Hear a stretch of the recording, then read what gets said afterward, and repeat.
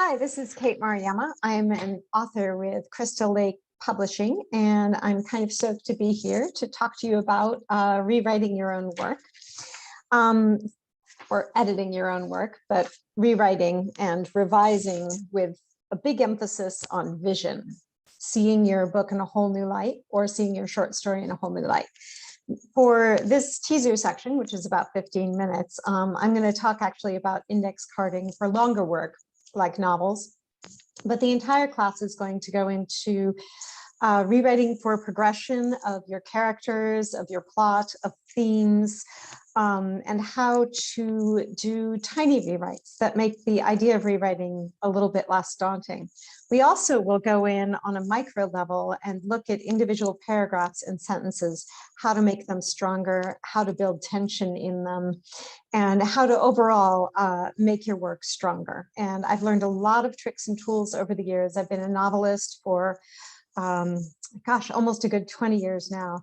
And I've been teaching novel for 12 years. And I've helped a lot of people go from rare beginnings or raw beginnings of books into finished products. And I've seen a lot of my students' work get published. So I'm really excited to get started here today. We're going to focus today on index carding, which is not exactly new to a bunch of you. They do have a feature on Scrivener of index carding. This is not the sense, I actually had one student get really horrified that this would be about the way you would write reports for index carding. This definitely speaks to a certain number of people. What this is basically seeing your book in a new light, looking at each scene of your book and finding out at its heart what it's about. And finding a way to break your book down in a way that makes the rewriting of it, reorganizing of it, and clarifying of it more doable, more conquerable. So I will share screen here. I have a couple of slides, so you don't have to look at me the whole time. And golly, where did it go? So congratulations, you have a book. This is actually an illustration by Jeremy Zerfas from the wonderful Wonder Book, which I highly recommend if you are a writer of horror, fantasy, imaginative fiction, or any fiction. And there are some real tools for rewriting in here. The book is by Jeff Vandermeer, and this illustration is by Jeremy Zerfas. So anyway, I learned a long time ago, I was working in the film industry, and I was an assistant editor on the worst horror movie ever made called Maxim Zool. And I'm not kidding, Satan's Screener, this online guy, terms it the worst horror movie ever made. Yes, that is Adam West hurling a mace and chain there. It was shot for $300,000 by a director who had all the best intentions, but never ever covered his ass while filming a scene. If any of you know anything about filmmaking, you need to do a wide shot, you need to cover it, you need to do different angles so that when an editor goes in, they can make that scene coherent. So there was no wiggle room, no options to cut. He had shot himself into a corner. There was very little to cut together, and the story kind of didn't make a lot of sense. But the editor who worked on it was a total pro. She was such a pro, she used a stand-up moviola. I'm not certain if you all remember moviolas, but it's like this large clunky machine and film spools from a reel on top into a fabric basket, and basically the editor sits there and judges the film by the seat to create timing. It's an absolutely beautiful thing to watch in motion.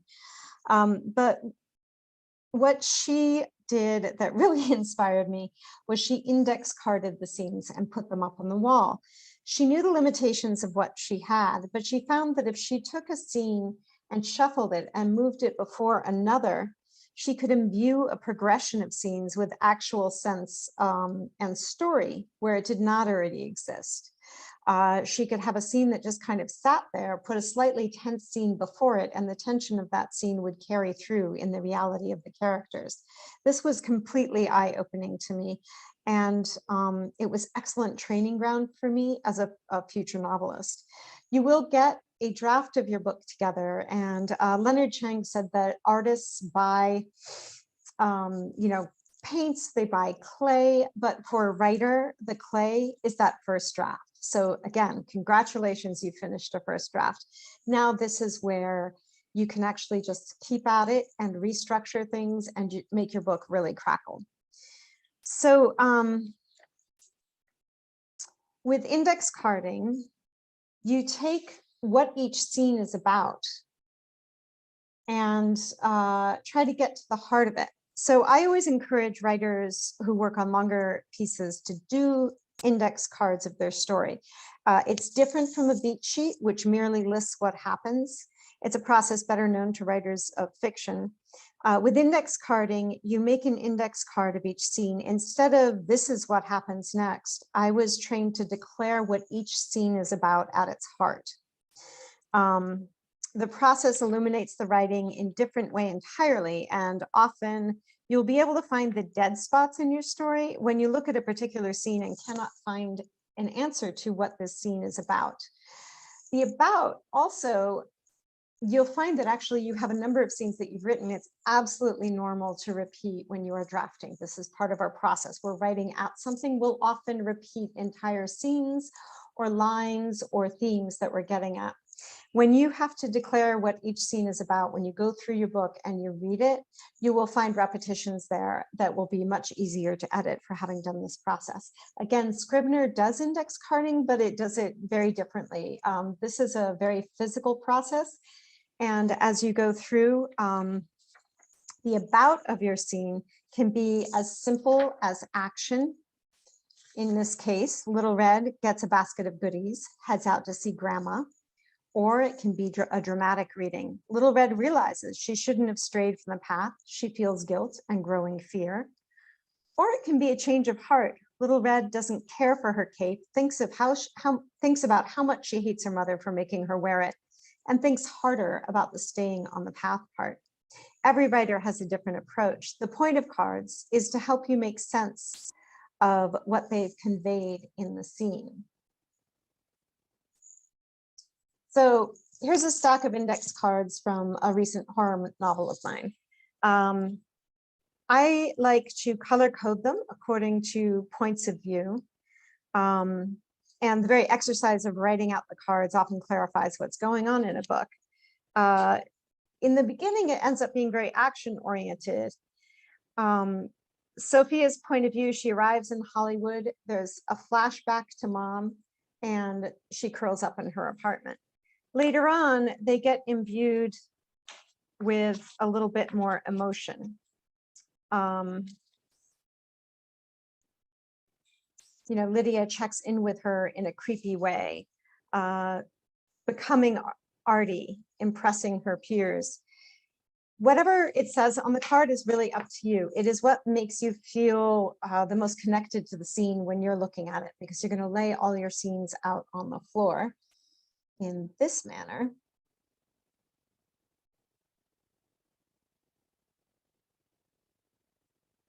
Okay.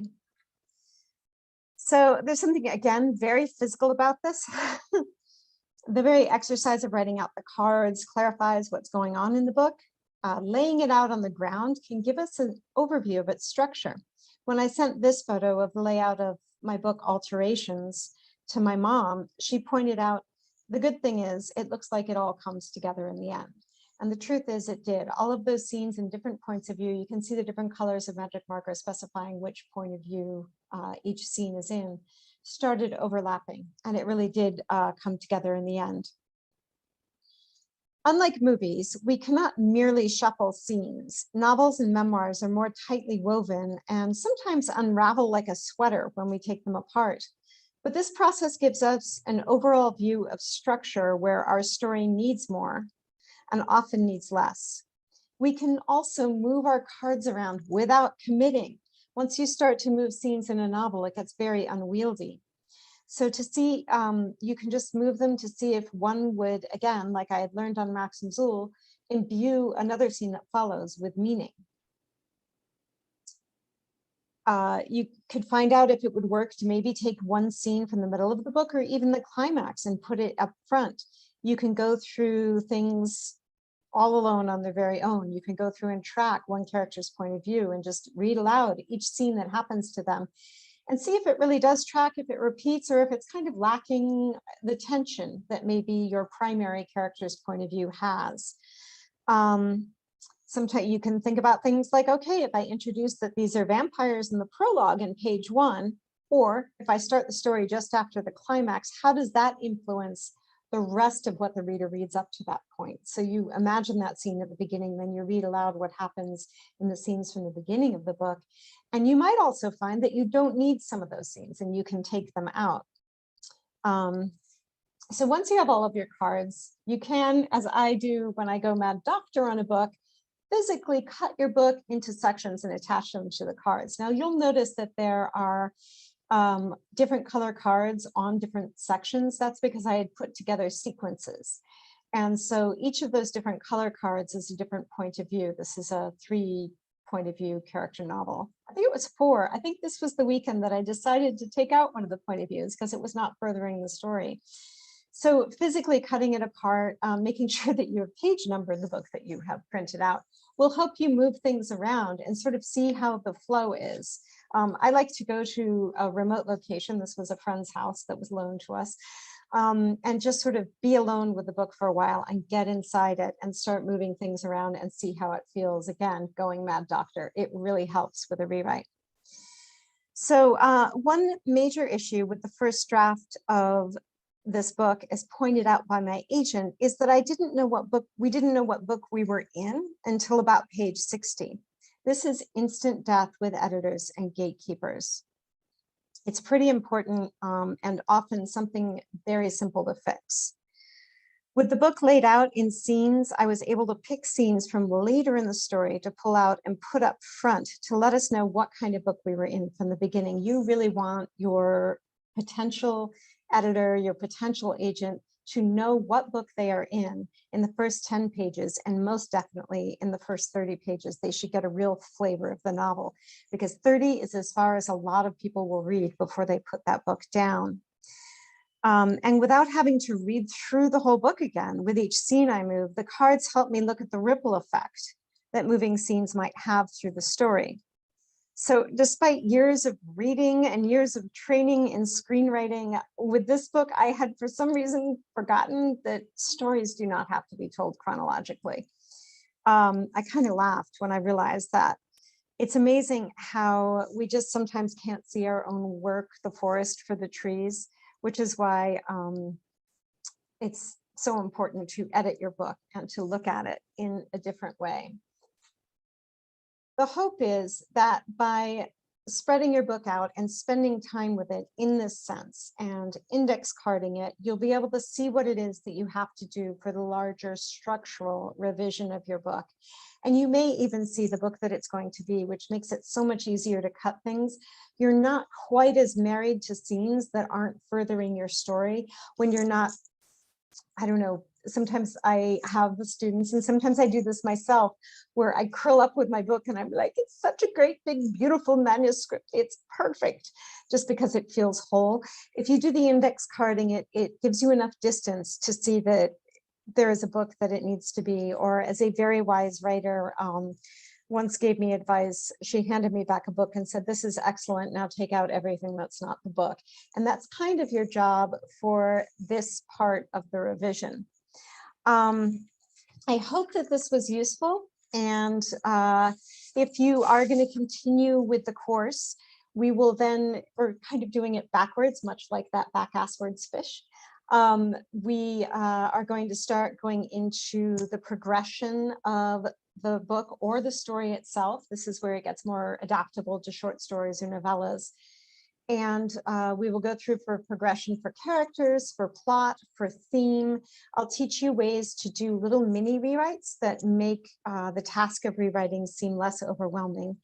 And then toward the tail end of it, we're going to dig into really closely, and I will show you an excellent editor who edited me once and showed me how to look at progression within a scene and how to look at sentences within a scene to make sure that each scene, each paragraph, each sentence is packing the most punch it can to make your work better. Thank you so much for spending time with me today. This is Kate Maruyama signing off for Crystal Lake Publishing.